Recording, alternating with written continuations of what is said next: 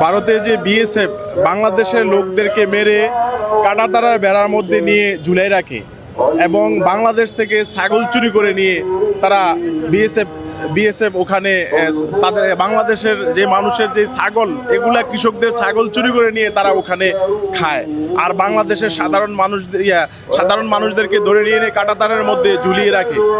আর এই ভারতের সঙ্গে আমরা কখনো বন্ধুত্ব চাই না। এই ভারত ইসলামের বিপক্ষে সবসময় ছিল, সারা জীবন থাকবে।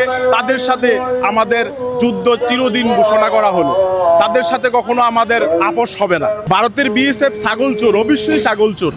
তারা বাংলাদেশের ছাগল চুরি করে তারা ওইদিকে নিয়ে তারা রান্না করে খায়। আর তারা ইসলামের বিপক্ষে সারা জীবন ছিল।